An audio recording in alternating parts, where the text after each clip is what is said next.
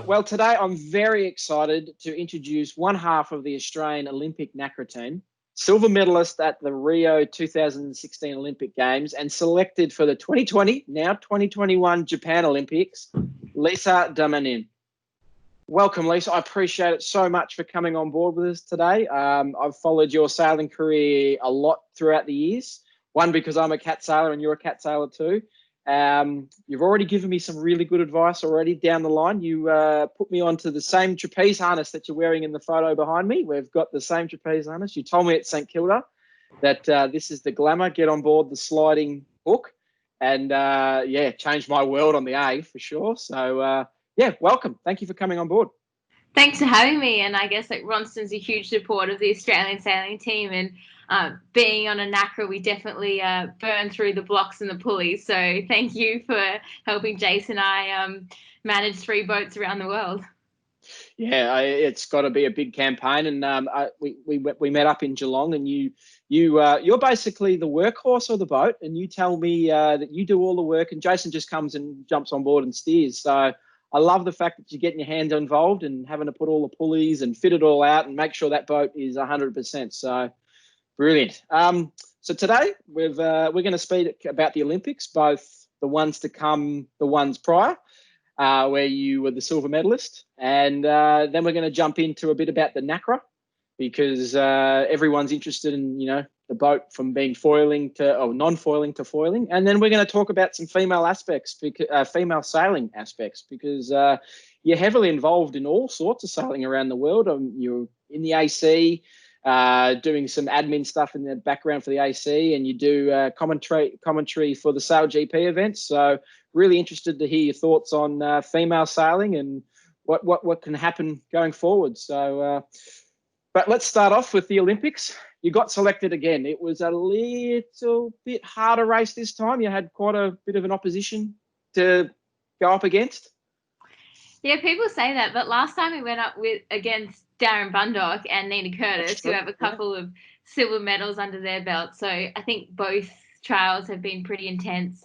Obviously, the last one was close in Geelong, but we had a lot of confidence in, like, our 2 years prior. We had like a very successful year, and you know, I think consistency across conditions really is our strength in the Nacra fleet, and that's sort of what won the selection for us.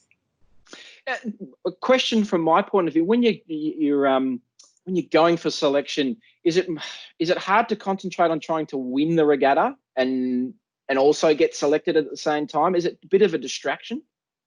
Yeah, I guess the way that the Australian sailing team works is that we have really high standards, and even to get considered for selection, you have to, you know, be on the podium basically, or if not on the podium, very close. So I think it is hard. It definitely plays in the back of your head, but the way that Jason and I really approached it was, if we can win the Worlds or be on the podium, then we will deserve to go to the Olympic Games. And I think Geelong was definitely a tough one, being the last selection event, and also just Geelong being the conditions that it was. It was so shifty and crazy, up and down wind, and then we had a lot of weed on the racetrack, with a lot of uncontrollables. It was definitely quite overwhelming, but we still had the same goal, and that was get on the podium consistently across the year, and you'll get selected for the Olympic Games.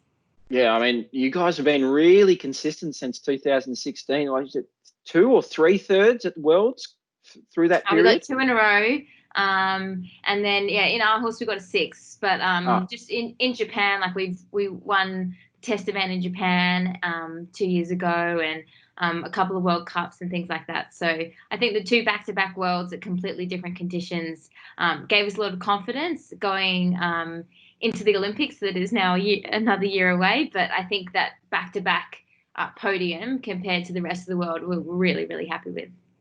And it's a pretty mixed up fleet at the moment. I mean, the Italians are pretty up there. They're probably leading the pack at the moment, and you guys right there neck and neck with them. But there's a few other countries jumping in there and sharing results as well. So it's going to be an interesting Olympics. Yeah, I think, you know, the top 10, anyone could end up on that podium. And it was quite similar to last quad in the Nacra. There was, you know, 10 contenders. A few people were consistently there. And, I mean, it's been the case in the foiling Nacra as well. But I think the biggest thing, which is actually an advantage for us, is that those teams that have tight selections are generally the ones that are consistently on the podium, because they really have to prove themselves at every event. So I think the pressure of a selection really sets you up good for the Olympics. But now it's kind of nice that we get to breathe and really look at our campaign and actually just focus on the Olympics and not a selection. Yeah, beautiful. So now that you've been selected, what does prep look like leading up to the Olympics? So what happens? Yeah, so now we have to really refine our equipment and select what we're using, because we were trying to use some of our good gear to make sure that we got our ticket. So now we have an opportunity to refine that, test a few things that we probably put on the back burner for a while, and lots and lots of maneuvers, I think, especially in waves, because in Enoshima we're expecting big waves offshore. Onshore waves, and because the next bit of land from Enoshima is the United States. So as you can imagine, especially when the typhoons are rolling off the coast somewhere, they can push some pretty big swells in. So lots of time offshore, lots of maneuvers, and yeah, just trying to hone in on that equipment. Yeah, and you've got a little bit more time now to do your prep. So has the delay been a good thing or a bad thing for you guys? I mean, I don't think it's a bad thing. I think more time, everyone always wants more time, but I think the way that you have to look at it is that everyone has an extra year. I think for us, it will be only a good thing, because we wanted to test so many things that it just felt like we didn't have time for. So it's given us a bit more time to breathe after selection and really focus on the Olympics, because I think statistically people with late selections don't necessarily perform as well in Olympic Games, because it's really hard to have that double peak within a year. So for us, I think it's not a bad thing at all. But I do think what it's going to do is it is going to open up the podium a bit more. There's a lot of teams that were sort of on the up but not quite there. And with this extra year, I think they'll definitely be hot contenders come July 2021. And I mean, unlike the laser, you don't turn up and get given a boat. You bring your boat to the regatta. So you'd be right now selecting sails. How far out do you go? Okay, that's definitely our main, or that's our jib. Is that a hard process? Yeah, it is really hard. It's like putting all your all on red, I guess. Like, if this is the equipment we're going to use, but we have a pretty good idea. But I guess this extra year gives us the opportunity to test more gear. We sort of know what boat we're going to use, but everything that's in the sky and underwater is still out for the jury to decide.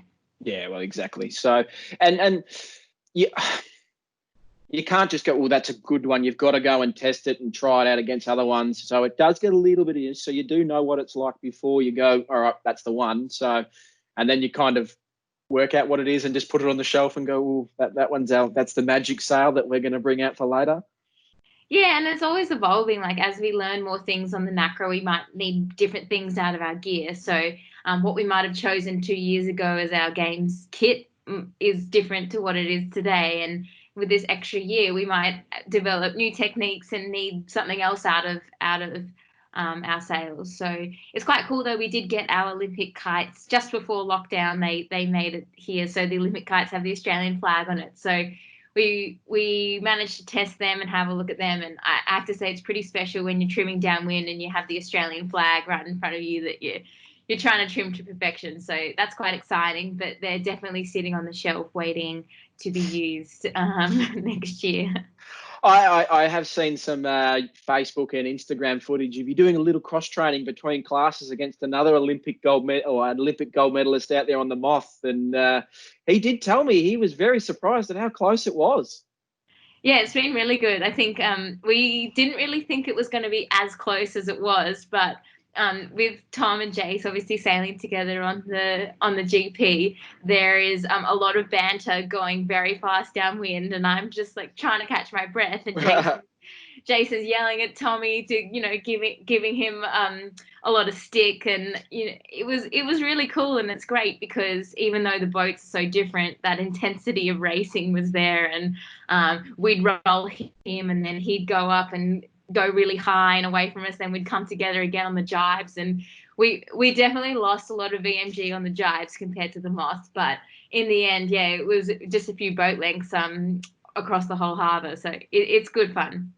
Yeah, not much beats a moth through the corners. They don't tend to slow down too much, and the big platform that is catamarans tend to hurt a little bit in the corners. But the bottom mark rounding, geez, it was close. The footage I saw, so it was good viewing. And probably my last question about the 2020 to 2021 Olympics is you're on a different coach. So one of your rivals is now your coach. So you had Landenberger, who is a great A-class sailor, former bronze medalist, I think. Silver. Yep. And then you've got now Darren Bundock, who's won a fair few medals, actually. So how's the change-up been? Two different guys, so different in age as well. So, yeah, good to mix it up. Yeah, it's fantastic. Like, Landy was great for us, and it's obviously been a pretty big transition going, competing against Bundy to now him coaching us. But I think what's quite special is Bundy and Caroline basically gave Jason and I our first shot at our first international regatta on what was the Viper back then in Lake Como. They said, "Oh, just come over, we'll give you a boat, just give it a go." So from Bundy giving us that opportunity to now coaching us towards a gold medal in Tokyo is pretty special. And I think obviously he's got 2 silvers and we've got a silver, and Landy had a silver. So I think we've all got the same idea that we've really got to break this curse for the Aussie catamarans and finally bring home a gold, hopefully. Well, I know I'd love to see it. I'd get in the mix there with both Landy and Bundy and the ACAT, and yeah, I'd love to see someone jump on and get the gold, and we can jump in the class because we've got Glennie. Glennie got a silver too. So yeah, anyway, hopefully gold at 2021. So we'll jump back into memory lane now. We'll go down to 2016 when you guys won the silver. Run me through the Olympic experience. Like, it's your first Olympics. You're pretty young, and must be a whirlwind. Wow, going to the Olympics. It must be sick. Yeah, it's pretty funny looking back on it because we were actually just kids. Like, now I feel so old and wise compared to the girl that went to the Olympics in Rio. So I think it was really hard actually missing out on gold by one point. It was pretty tough at the time, but now looking back on it, I think that we did extremely well to actually bring home a medal at that Olympics. And I think, it was tough. It was lots of different conditions, lots of different race courses. And even in quarantine, I've been watching back the Olympic races, and I watched our first day back, and we spent about 6 months in Rio in the year leading up to the games. And day one was conditions that we'd never seen before. And it was just wild. Pressure was dropping out of the sky, 80-degree shifts, 3 laps in this tiny race course. And it was just extreme. And I remember coming in after that first day, and it was like we'd survived these insane conditions, and I was just buzzing. I was so excited. And I remember everyone saying to me, "You just got to relax. You've got another 5 days to get through before this is over." And it was amazing. Like, it was really tough racing. Definitely, we felt very prepared, and I wasn't really nervous at all from memory. I just knew that I was there to do my job. And it was really hard on the last fleet race day because Jason and I were leading with 1 fleet race to go, and we absolutely cooked it. We went the wrong way. We were in no wind, and we watched the whole fleet sail past us, and it was a really surreal experience. And we went from 1st to 4th, ending the day, and then had to make up 16 points in a medal race to try win the gold. And that night before the medal race, we knew what we needed to do, but when it's a medal race, it's all up to what everyone else does as well. So there were so many players in that game, and the medal race was one of the best races that we've ever sailed. But it was hard sitting at the finish line watching what was playing out behind us, whether it was going to be gold or silver. So, yeah, amazing experience. But that last fleet race definitely haunts me. There's great pictures of yourself and Jason crossing the line, full flying a hull, cuddling while on trapeze. I think it's brilliant. I think celebrating with fists in the air. I think it's one of the great photos you could have got out of the Olympic Games.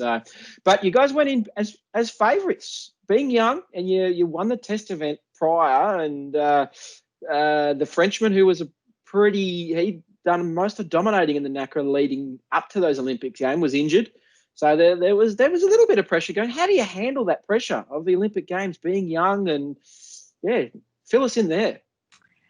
I think what I said before or touched on was that we were really confident in our preparation. I think this whole consistency across conditions. Rio, you could sail inshore or it was super shifty, just like Pittwater. So Jason was in his happy place. Or you would head offshore where it was quite bumpy, one-way sea breeze track. So like sort of sailing like offshore in Sydney. So I think that we were confident in our preparation and our equipment. So we just had such a good routine. We knew what we were doing every day. And I think the biggest stress for me wasn't the sailing. It was if something was going to break, because my role is a lot of the boat work. So I remember when we crossed the finish line, it was just pure relief that nothing had broken, no ropes had snapped, no equipment had failed. And that was what had cost us. So that was the main thing that I was nervous about. Once you go sailing, like we sail so many days in a year, once I'm on that boat, it's just supernatural. It's my happy place. I know what I need to do. But it's those things out of control that you really just have to let go and know that you've done everything that you can. That's a great insight. That just you know what you need to do, and you just go to work and do your job. And that people think about too much on the outside, and it's good that you can block it out and just go out there and do the job. So, and then we get to the happy bit. You step on the dais and you get your silver medal. Is it just the best thing that's ever happened, other than get the gold? But that's going to come in Japan. We've been told by the gods telling us in the future that you're getting it in Japan. So is that just the best thing that has happened ever so far? Yeah, it was definitely very special, but it was also really surreal for me because I wasn't sort of the kid that was 7 years old, like, I need to be an Olympian, I'm going to win a gold medal. That was not really me. So I was more interested in school and studying and going to university. And then I started sailing with Jason when I was 16 and doing the Youth World Championships. And when I sort of got in the routine of working hard and then measuring yourself against the best of the world and then succeeding, it sort of got a little bit addictive. And I remember we heard rumblings of the mixed multi-hull getting introduced, but we didn't really know if it was going to happen or not. And I was like, oh, well, I want to go to uni. And then when we heard that it was introduced, I think it was 2012. And like, that's when I decided, yeah, I want to go to the Olympics. So it was it was just really strange for me. Like, I was almost laughing with my brothers. Like, how am I the one that ended up getting an Olympic medal in sailing? I was the little kid that was singing around the racetrack, asking the dolphins to help me win the race, not the one that was tactically strong. So I think it was really special. And it really showed me that no matter what I could set my mind to, that I could achieve it. And it wasn't like a lifelong dream. It was just a real proof that hard work can get you places. Yeah, that's a great story. I mean, you had a pretty tough lead up coming into those Olympics. You were the young guns, and you kind of fought your way through those first 3 years. And that last year, you just dominated, and you were the standout. You had to go to the Olympics. Yeah, it was a great story. It really is a good story, and like, it hasn't ended yet. And like I said, it's going to end with gold. Hopefully, a couple more if we go to a few more Olympics after that. So let's jump into the boat now. The Nacra 17. You non-foiling in 2016, and now we're foiling. Really interested to hear your thoughts on the change. It's definitely been a huge change, especially as a crew. The work rates definitely increased dramatically with the foiling. Not so much time to catch your breath around the racetrack anymore. And looking back at the sea foiler, it was quite challenging back in the day, but now it would be a piece of cake. I just wish that I could sit in that foot strap at the back and send it downwind, but instead I'm running up and down the side of the boat like a maniac, trying to keep the thing flying and in the water. And it's so much fun. It's such a big challenge. There's so much to learn, and we haven't even scraped the barrel yet. Like, I'm just so interested to see what this boat will be doing in another 4 years' time. So we're taking every day as it comes, but it's certainly been a big challenge for me to get knocked around quite a bit because the faster you go, the harder you crash. And sailing a foiling boat in waves definitely keeps you on your toes. Yeah, I mean, I've seen you guys up close, and you are working up and down, up and down, up and down the boat, and then even in Aarhus, those worlds over there was a little light, and you're hanging off the spinnaker pole out the front there, trying to get the displacement of the boat to fly a hull going. And tell you what, I don't want to be a crew on a Nacra 710. I'll give you the hot tip. So there's a few things with that, like you said, the boat's going to evolve going forward. And I mean, when you first got the boat for the foiling version, you were running the kites uphill, and that got banned, trying to get that extra power. So there's definitely opportunities to expand the boat, because the foiling upwind isn't quite paying just yet. It has to be pretty perfect conditions to make it work.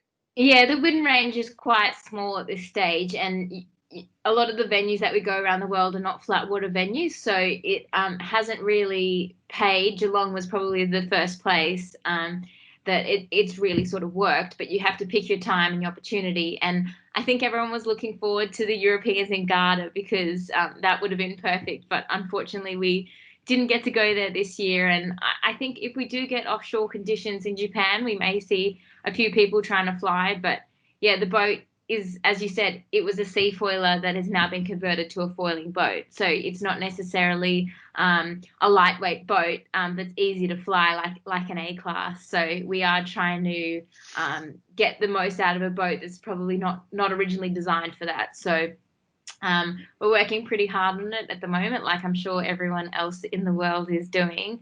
But you really got to know when to use it. And yeah, hopefully we'll see them flying more, but we'll just have to wait and see. So, and the crew work, we've spoke a bit about it already, but there's a few different mindsets that change. Some want to go the male on the front, some want to go the female on the front. And I mean, as we said, the crew has got a lot on. I mean, the skipper's basically just driving and not doing much at all, but the crew's doing a lot. Like, you've got to be super fit, super strong, and like, what do you do to make sure that you're the leader in the pack? Yeah, it's pretty interesting. I think it's probably closer to a 50-50 split this quad compared to the Rio quad. So definitely the male crews, when we are rounding the top mark, and I know that I've got a big 6-foot bloke behind me pulling up the spinnaker at the same time as me, I really need a hustle. But I think the beauty of the Nacra mix is that you can choose who does what. So you can basically utilize the skills of whoever it is. So Jason's tactical mind is just next level. And so he would be wasted on the front of the boat, like he's boat handling at the back. And also having the male skipper, he can maybe foil around some of the marks. When I run in, I'm a lot lighter than the male crews. But in saying that, there's the strength and weaknesses of each role sort of weighs out in the end. So although the male crews might be better at something and the female crews might be better at something else, so it sort of all comes out in the wash. And I think I might have a different way of pulling the ropes than some of the guys, but I can still get the job done at a level that is successful. And the results are proving that. So another question, and I wish I'd asked a few other people in the prior interviews I've done, cross training. Do you get on any other boats just to maybe get a leg up to go, maybe we could use this on the Nacra? Yeah, so I think I grew up sailing skiffs mostly, and then obviously the Hobies. But I think I always say to young sailors, whenever you're trying to decide what you want to sail, just sail everything that comes your way. Give it a go. You might like things that you don't expect you're going to like. So I know Jace has been jumping on the laser quite a bit in these quarantine times where we don't have a lot of racing. So there's obviously a good laser fleet here in Australia. So he's been racing those guys and then doing a few tactics on yachts and stuff like that. So I think what's been quite cool is our Australian sailing team is quite close. So we've been able to share ideas with each other, and like we've got such a great coaching staff as well. So sharing stories and getting a few insights from the different coaches. But yeah, sail as many things as you could get your hands on, because yeah, you don't know what you don't know. I saw a video of you jump on one, might have been Will Ryan's ACAT, and have a crack. And woof, you were going pretty quick upwind. I was very impressed. I think you ended up in a big stack though. Was that right? Yeah, that was downwind. That was a very, very big stack. So I haven't done like a lot of steering on the cats. I did a lot on the skiffs. And I think I was just sending it way too hard. I knew that I was in trouble, but I didn't know how to recover it. So yeah, I have been stealing as many A classes as I can. I've had a few goes on bundies. Haven't broken anyone yet, just come home with a few bruises. Oh yeah, get involved. It's great. I mean, Jason's an ACAT sailor. I think he finished second of the Europeans in France back in the day. So yeah, I mean, the cross training I think is a great aspect that anyone should get involved with if they want to go to another level of their sailing, because you can just get so many ideas that you had no idea about prior to sailing a different boat. So the next topic I'd love to get into is female sailing. So female, and you're a sailor, so who better to talk to about it? And you're one of the leaders in the female sailing of the world. So opportunities for female sailing, it's getting better because it's a male-dominated sport and there's a lot of females in it. And, you know, there's opportunities in the Volvo, and the Olympics are pretty good with the mixing and matching, but there's still a bit of a stereotype where, say, the Cup, there's not too many ladies getting in the Cup. So what are your thoughts on female sailing and where you can go with it? Well, we're definitely behind the eight ball. We definitely should have more gender equality in our sport, but I think what's great is that we are at the point of change where people are realizing that it is time to be more inclusive and to look at females within their talent pool. So my personal opinion on the matter is that the decision makers in our sport, whether that's team leaders or even CEOs of racing circuits, whatever that is, they need to expand their horizons and look at the talent pool out there, because personally I believe that there's a huge amount of talented female sailors out in the world, very successful ones that are proven, and they're just not sort of being considered in the list of possible sailors on these professional circuits. And I understand it's a chicken egg thing. Without experience, how do you get on the boats? But without an opportunity, how do you get experience? So it is a really tough one. I think the Volvo did a fantastic job at not mandating it, but definitely making it a big incentive to take females on the boats. And what we saw there was the teams that really embraced it, got as much out of their female sailors as possible, were the ones that were the most successful. I think with the Nacra as well, originally there was a lot of pushback from some of the older blokes that like to sail with their mates. But what happened and what is happening now is that the men and women are getting used to racing and sailing against each other, and we're all just sailors out there. It's not, there's no definition of gender. And I think that those sort of incentives are really good, pushing our sport in the right direction. And with the Youth America's Cup, they've got 50-50 mixed, which is going to be happening in Auckland next year. So I'm really excited about that because it's a good stepping stone. But yeah, I still think that some of the professional circuits need to expand their horizons, because I think if you had a few CVs lined up with no names on them or gender, you might end up picking a few females by accident over some of those male counterparts. I mean, one of your counterparts was on the French team in the Sail GP and did a great job for the first year, being the foil rider or foil pilot. So, I mean, here's an idea, Larry. Put an all girls team in the next year's Sail GP. I reckon it'd be a great idea. Get all the world leading girls on a team. It doesn't have to be about a country, and I reckon it'd be great to see you out there. Yeah, I think there's definitely a lot of chicks out there that I sail against and sail with that could get some of those fast, high-performance boats around the racetrack. But yeah, obviously we would need a very good coach that knows the boats, because we've seen that with the developing nations. They need insights from people that understand the boat. But I don't doubt that the female population is talented and very quick learners and would give it a red hot go.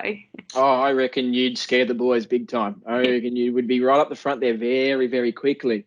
My next one is your goals for sailing. Like, where do you want to go?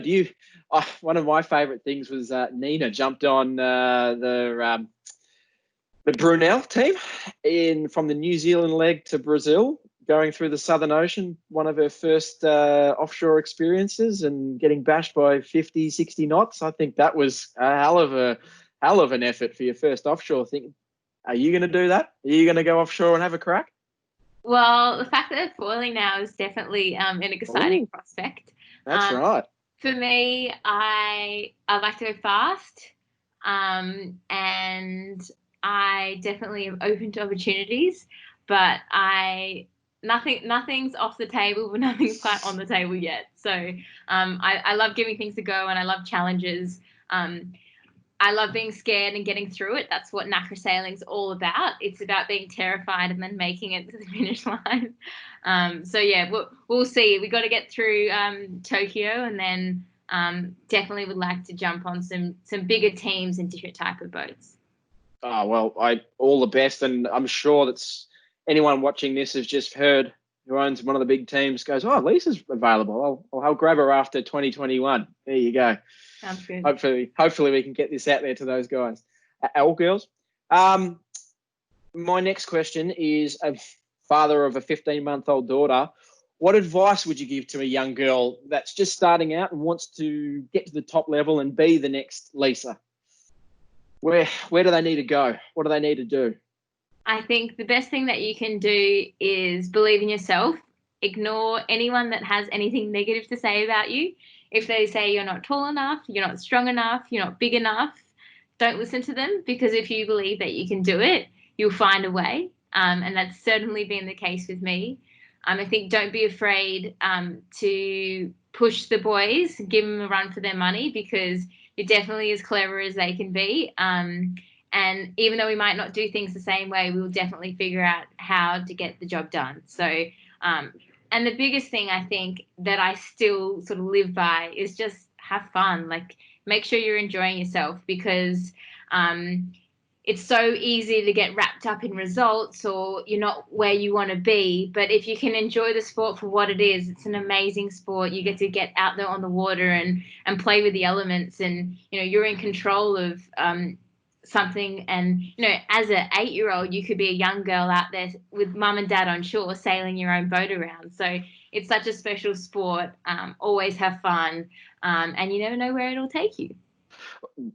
That's 100% correct. And it's not worth doing anything that's not fun. And as a father, I won't be pushing my daughter to go sailing, but I might give a little bit of a nudge in the right direction. And as I've said to a few people, it's like riding a roller coaster while playing chess. What more could you want? Testing the brain while going really fast and having fun. So, and you're out in the sun and you get a tan. It's lovely. So I think it's the best sport in the world, and I'm pretty sure you do too. So, yeah, all girls get involved. Go down to your local yacht club. Maybe even DM Lisa and say, hey, I'm a new girl into sailing. What can I do to get involved? So I'm sure Lisa will reply. So anyway, Lisa, I really appreciate you coming on board today. You're a superstar of the sailing world, and I can only see your star getting brighter and brighter through the years to come. So thank you for coming on board and joining in the Ronstan chat today. I really appreciate it. Thanks heaps. All right, perfect. Thank you.